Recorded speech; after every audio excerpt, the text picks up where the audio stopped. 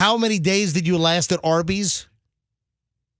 2, 1.5, 2. 1.5 days? Arby's, we have the meat. Fester, you had an interaction with a restaurant owner or a restaurant manager last night? It was a manager. What was the restaurant that you were visiting last night where this revelation was revealed? Well, this is where I first noticed this. Oh, you noticed something. Boy, did I. Where were you? What's the name of the place? A fine taco establishment called Tijuana Flats. Is this the one where the lady knew you and... Yeah. So I go to Tijuana Flats probably once a month. Which one? The one in North Tampa on Dale Mabry and Van Dyke. What, are you forgetting where it is? Well, no, I just didn't think I'd be asking the address right Being now. cagey? I don't need the exact address. Just like, so it's North Tampa, Tijuana Flats. 16804 North Dale Mabry Highway. No, it's Dale Mabry and Van Dyke. By the way, you're not supposed to say Tijuana. It's Tijuana. It's Tijuana. Tijuana Flats. All right. So you go to Tijuana Flats. Yes. And you notice something. You walk in and you noticed a decor difference. Yeah, so like I said, I'm about a once-a-monther. All right. Taco Tuesday, we go there. Kids have a good time. Get the 2 tacos. It's great. Cheers. And they've always had the the DoorDash, Grubhub rack that you see in all the restaurants. Yeah, it's now. not Instacart. That's the shopping at the supermarket. But all these deliveries, am I missing any? There's DoorDash, there's Grubhub, there's... Yeah, listen, I've been in places, for instance, I could list a whole bunch of places. Okay. You walk in and they'll have an area where the food delivery app orders are sitting, so the drivers just run in, they look for their order, and then they just leave and then go deliver it.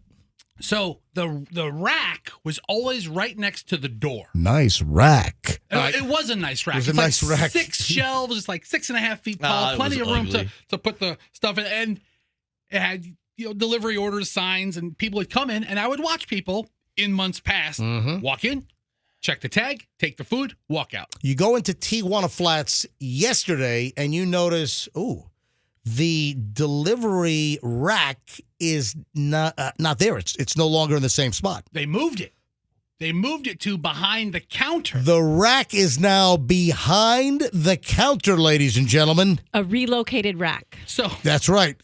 Well, you had that done at what age? You had a relocated rack, right? So while it took Roxanne 18 an addendum years to my rack. What'd you say? An addition to my rack. Right, exactly. So they still have the same rack, no addition. However, they moved it to behind the counter where only staff can get to it. And they put a very official-looking paper sign on it that said, "Please wait for assistance before removing bags from the shelf." You want to show that sign? Festa took a picture of the sign, and it's on his cell phone. Show the camera. Coop, is that good on MJTV? Can you see it? Yeah, it looks clear. All right. There's the sign. And then here, I took a picture of the whole rack with some guy standing next to it in jean shorts. Nice rack. Right down the hallway. And they move it behind where the employees only are.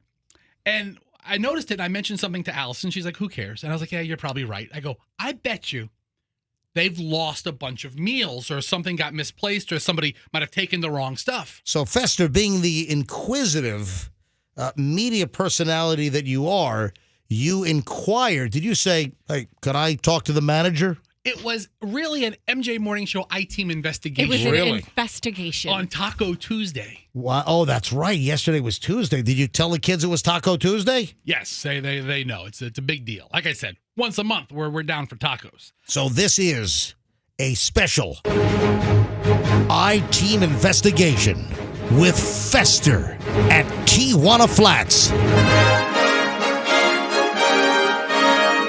All right, so you ask an employee or the manager what happens? The manager comes walking around. They're pretty good at customer service. They always get refills. And they always do good table service.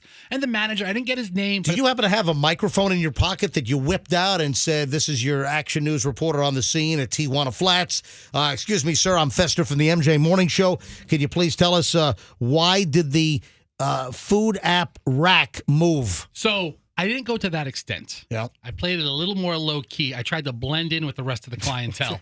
And the manager, I didn't get his name. He probably had some manager name like Chet or Skip or Brock or something like that. Brock. By the way, wasn't Brock your manager at Arby's that you lasted for like a week? Yes, the manager, which I thought was the coolest name at the time. Which Arby's is that, by the way? Gosh, I don't even think it's still there. I think it was like somewhere in Seminole or Largo. Is Seminole, that Arby's Largo. still there? I don't know. I haven't been in that neighborhood in years. And how many days did you last at Arby's? 2, 1.5. 2. 1.5 days? Arby's, we have the meat. And maybe Arby's moved their rack as well, but the rack is now behind the counter. All right, so Tijuana Flats, North Tampa, rack is now behind the... So you ask the manager... I was like, hey, so you moved the rack? And he's like, yeah, we had to. And I was like, you had to? What happened? I go, did you lose some meals? He goes, some. We lost hundreds of meals. And the thing was... It's got to be thousands of dollars. Thousands and thousands of dollars. People would come in, theft.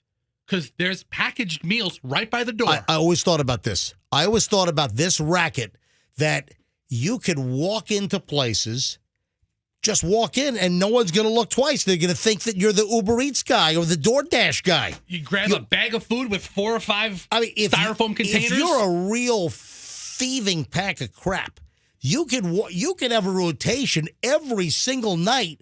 You just figure out all the restaurants that have these takeaway shelves or racks where the food app drivers just walk in to grab legitimate orders to then deliver it to people's houses.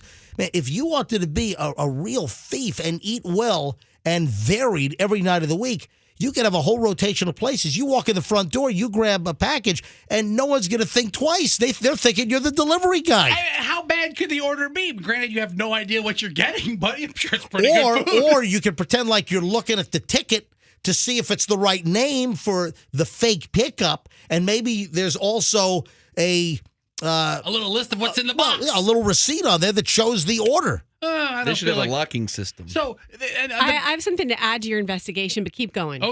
Okay. Tell me when you're ready to add it. So then I was like, oh yeah. Is that a side dish? Yeah. You have a little side dish going on? But he says, listen, theft wasn't the only part of it. The other side was drivers who were in a hurry. Drivers not checking the right tags. Drivers picking up the wrong order. Legitimate drivers would grab the wrong order. Occasionally there was a communication error, right, or there were customers with the same last name, and they would take the, I'm here for the Johnson account. There are 5 schnitz. Yes. Where'd all these schnitz come from? Well, all right. At least, but they would mess up.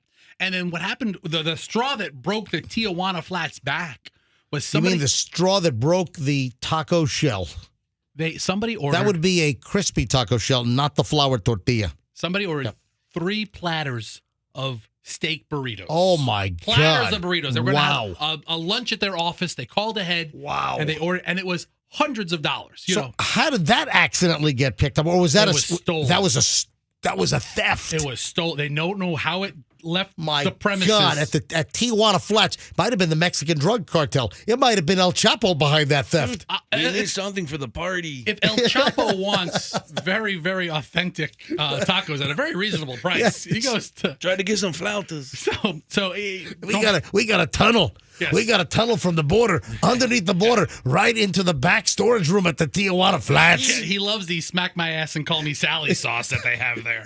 Anyway, that was the straw that broke their back, and it's like, we can't. Then they had to remake the order. Oh, yeah. All the food costs, all the labor, all the time. And look at food costs right now. Food costs are through the freaking roof. So I told the guys, like, now everybody has to check in, and they hand the bag to the driver. Well, guess what? That is going to clearly eliminate theft and mistakenly picked up orders. So then I gas up my car after I dropped my family off. I ran out to get some gas because I hate to get gas in the morning. Did you gas up at Tijuana Flats first? Oh, well, I gassed up my tank at Tijuana Flats. Duh, that's what I'm saying. And then I gassed up my Lincoln's tank at the Wawa. Right, very and good. The Wawa near my house had the little wire rack right by the front door for DoorDash. Also, it's gone. So the Wawa also, well, listen, at a Wawa, it's even like more transient. All the people in and out, just grab a sandwich. Half the people sitting outside the Wawa all day are transient.